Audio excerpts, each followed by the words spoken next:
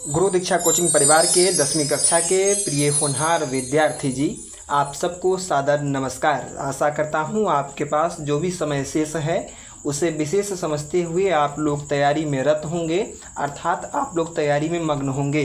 देखिए, धीरे धीरे आपकी परीक्षा की घड़ी काफ़ी नज़दीक आ रही है। अब आपके पास महज आधे वर्ष का समय बच चुका है। मेरे अनुसार, मेरे ज्ञानानुसार आपके पास अब महज 6 महीने तैयारी करने के लिए शेष है। आप लोग अपने तैयारी में जी जान लगा दीजिए। पढ़ने का मतलब यह भी नहीं है कि लगातार आप पढ़ते ही रहें, मगर जितना भी पल आपके पास है, अधिक से अधिक पल आपकी ज़िंदगी का पढ़ाई पर निवेश हो, क्योंकि पढ़ाई पर किया गया निवेश, पढ़ाई पर यदि आप समय खर्च करते हैं तो इसका मुनाफा केवल और केवल आपको भविष्य में देखने के लिए मिलेगा और आपके परिवार की एक अलग पहचान बनेगी।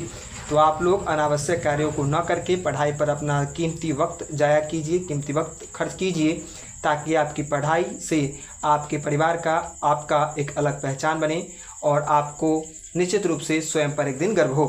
इन्हीं मंगल शुभकामनाओं के साथ एक बार पुनः आपके बीच में हाजिर हूँ ऑब्जेक्टिव का एक सीरीज लेकर के। इस ऑब्जेक्टिव की सीरीज़ में हम लोग विज्ञान से महत्वपूर्ण प्रश्नों का जिक्र करेंगे। तो आज विज्ञान से जो प्रथम प्रश्न आपके बीच में है वो ये है कि निम्नलिखित में से कौन सा पदार्थ लेंस के लिए प्रयुक्त नहीं किया जाता है। तो प्रिय विद्यार्थियों, लेंस के लिए ना मिट्टी का प्रयोग नहीं किया जाता है, तो ऑप्शन नंबर डी जो होगा वो हमारा करेक्ट होगा।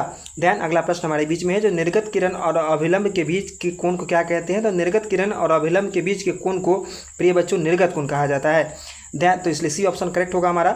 इसके पश्चात अगला इंपॉर्टेंट प्रश्न है कि किसी माध्यम में अपवर्तनांक का मान होता है तो साइन आई बटा साइन आर, इसको स्नेल का नियम भी कहा जाता है, याद रहे।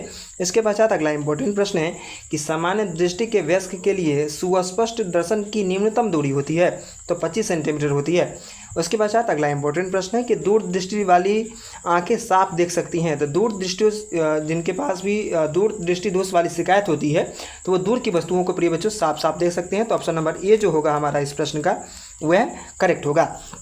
इसके पश्चात अगला इंपॉर्टेंट प्रश्न हमारे बीच में है जो कि दूसरा पेज हमारे बीच में है कि कांच प्रिज्म द्वारा उत्पन्न श्वेत प्रकाश के स्पेक्ट्रम में किस रंग का झुकाव अधिक होता है। तो बैंगनी रंग का झुकाव प्रिय बच्चों अधिक होता है। इसके पश्चात अगला इंपॉर्टेंट प्रश्न है कि किस उपकरण में धन और ऋण का चिन्ह नहीं होता है।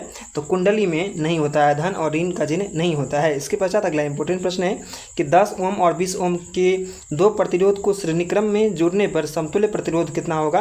तो समतुल्य प्रतिरोध प्रिय बच्चों 30 ओम होगा। तो ऑप्शन नंबर सी हमारा करेक्ट होगा। इसके पश्चात अगला इंपॉर्टेंट प्रश्न है कि 12 वोल्ट विभवांतर के दो बिंदुओं के बीच 2 कूलम आवेश को ले जाने में कार्य किया जाता है। तो 12 × 2 तो 24 जूल जो होगा वह होगा। इसके पश्चात अगला इंपॉर्टेंट प्रश्न है कि विद्युत फ्यूज काम करता है किस चीज़ पर। तो विद्युत फ्यूज जो है प्रिय बच्चों धारा के उसमें प्रभाव पर काम करता है। तो ऑप्शन नंबर ए जो होगा हमारा वह इस प्रश्न का करेक्ट होगा। इसके पश्चात अगला इंपॉर्टेंट प्रश्न है कि यदि किसी नरम लोहा को धारावाही कुंडली के गर्भ में रख दिया जाए तो क्या बनता है। तो वह विद्युत चुंबक बनता है। तो बी नंबर ऑप्शन हमारा करेक्ट होगा। इसके पश्चात अगला इंपॉर्टेंट प्रश्न है कि 1 किलोवाट घंटा 1 kWh तुल्य है, किसके तुल्य है। तो 3.6 × 10⁻6 जूल का। तो ऑप्शन नंबर बी हमारा करेक्ट होगा। इसके पश्चात अगला इंपॉर्टेंट प्रश्न है प्रिय विद्यार्थी जी कि नाभिकीय ऊर्जा प्राप्त करने हेतु आवश्यक है। तो नाभिकीय ऊर्जा प्राप्त करने हेतु यूरेनियम जो है वो आवश्यक है। इसके पश्चात अगला इंपॉर्टेंट प्रश्न कि जल से होकर के विद्युत धारा प्रवाहित करने पर जल का अपघटन होता है। H2 और O2 मुक्त होता है और H और O के आयनों का अनुपात है। तो H और O के आयनों का अनुपात होगा प्रिय विद्यार्थी जी 2:1। तो ऑप्शन नंबर सी हमारा करेक्ट होगा। इसके पश्चात अगला इंपॉर्टेंट प्रश्न है कि भोजन का पचना तथा पकाना किस प्रकार की अभिक्रिया है। तो भोजन का पकना तथा पकाना उपचयन अभिक्रिया का उदाहरण है। तो ऑप्शन नंबर सी जो होगा हमारा वह करेक्ट होगा। इसके पश्चात अगला इंपॉर्टेंट प्रश्न है कि रासायनिक समीकरण Fe + H2O after gives Fe3O4 + H2 को संतुलित करने पर जल में अणुओं की संख्या होगी। तो जल में अणुओं की संख्या होगी 4। इसके पश्चात अगला इंपॉर्टेंट प्रश्न कि सोडियम क्लोराइड के जलीय घोल से विद्युत धारा प्रवाहित करने पर यह वियोजित होकर के सोडियम हाइड्रोक्साइड बनाता है। तो इसकी प्रक्रिया को क्या कहा जाता है। तो इस प्रक्रिया को प्रिय विद्यार्थी जी क्लोरो-क्षार प्रक्रिया कहा जाता है। इसके पश्चात अगला इंपॉर्टेंट प्रश्न है कि चीनी का आणविक सूत्र क्या होगा। तो चीनी का आणविक सूत्र जो होगा प्रिय बच्चों होता है C12H22 और O11। तो ऑप्शन नंबर सी हमारा करेक्ट होगा। जो भी महत्वपूर्ण अनुसूत्र होते हैं उसको रिमेंबर कर लेना अत्यंत आवश्यक होता है, क्योंकि परीक्षा में अनुसूत्र से, आणविक सूत्र से प्रश्न रहते ही हैं। इसके पश्चात अगला इंपॉर्टेंट प्रश्न है कि हमारा शरीर किस pH परास के अंदर कार्य करता है। तो 7 से 7.8। इसके पश्चात अगला इंपॉर्टेंट प्रश्न, निम्नलिखित में से किसे चाकू से काटा जा सकता है? तो लिथियम को प्रिय विद्यार्थी चाकू से काटा जा सकता है। इसके पश्चात अगला इंपॉर्टेंट प्रश्न है हमारे बीच में कि निम्नलिखित में से कौन आयनिक यौगिक है? तो CaCl2 जो है वह आयनिक यौगिक है, तो ऑप्शन नंबर सी हमारा करेक्ट होगा। इसके पश्चात अगला इंपॉर्टेंट प्रश्न, निम्नलिखित में से कौन उपधातु है? तो Sb जो है वह उपधातु है। इसके पश्चात अगला इंपॉर्टेंट प्रश्न कि प्रथम कार्बनिक यौगिक यूरिया का संश्लेषण किया था? तो बोहर ने किया था। इसके पश्चात अगला इंपॉर्टेंट प्रश्न है कि कैल्शियम कार्बाइड जल के साथ अपक्रिया कर देता है? तो एथाइन देता है। इसके पश्चात अगला इंपॉर्टेंट प्रश्न है कि निम्नलिखित में से कौन समावयवी है? तो समावयवी कहा जाता है C2H5OH और CH3OCH3 को कहा जाता है। इसके पश्चात अगला पेज हमारे बीच में है कि वर्ग एक के तत्व कहलाते हैं, तो वर्ग एक के तत्व को क्षार धातु कहते हैं। इसके पश्चात अगला इंपॉर्टेंट प्रश्न है कि पौधों में श्वसन क्रिया के अंतर्गत एटीपी के टूटने से कितनी ऊर्जा मुक्त होती है? तो एटीपी के टूटने से 30.5 kg प्रति मोल ऊर्जा जो है वह मुक्त होती है। इसके पश्चात अगला इंपॉर्टेंट प्रश्न है कि पादप में जाइलम उत्तरदायी होता है, तो जाइलम का उत्तरदायी होता है जल का वहन करने के लिए। इसके पश्चात अगला इंपॉर्टेंट प्रश्न है कि जो खुला परिसंचरण तंत्र किसमें पाया जाता है? तो खुला परिसंचरण तंत्र जो है वह प्रिय विद्यार्थी जी कॉकरोच में पाया जाता है। इसके पश्चात अगला इंपॉर्टेंट प्रश्न है कि प्रतिवर्ती क्रिया क्या है? तो लाराना, रक्तदान, हृदय गति, सभी, तो सभी जो है वो प्रतिवर्ती क्रिया के अंतर्गत आता है। इसके पश्चात अगला इंपॉर्टेंट प्रश्न है कि कोमल मस्तिष्क सुरक्षित रहता है? तो कोमल मस्तिष्क जो है वो मस्तिष्क गुहा में वह सुरक्षित रहता है। इसके पश्चात अगला इंपॉर्टेंट प्रश्न है कि मानव शरीर में सबसे लंबी कोशिका कौन है? तो मानव शरीर में सबसे लंबी कोशिका जो है उसे तंत्रिका कोशिका कहते हैं। इसके पश्चात अगला इंपॉर्टेंट प्रश्न हमारे बीच में है कि मुकुलन द्वारा प्रजनन किस में होता है? तो मुकुलन द्वारा प्रजनन जो है वो प्रिय विद्यार्थी जी इष्ट में होता है। इसके पश्चात अगला इंपॉर्टेंट प्रश्न है कि फूल में नर जनन अंग होता है, तो फूल में नर जनन अंग जो है उसे पुंकेसर कहा जाता है। इसके पश्चात अगला इंपॉर्टेंट प्रश्न कि 8वां नंबर हमारा पेज है कि मनुष्य में 22 जोड़े क्रोमोसोम को क्या कहते हैं? तो 22 जोड़े क्रोमोसोम जो है उसको ऑटोसोम कहते हैं, अर्थात ए नंबर ऑप्शन हमारा करेक्ट होगा। इसके पश्चात अगला इंपॉर्टेंट प्रश्न कि पक्षी और चमगादड़ के पंख है, तो पक्षी और चमगादड़ के पंख को समजात अंग कहा जाता है। समजात अंग कहते किसको हैं? जो वैसे अंग जो कि उत्पत्ति और संरचना में देखने में एक समान होते हैं परंतु जिनका कार्य भिन्न भिन्न होता है, अलग अलग होता है, उसे समजात अंग कहा जाता है।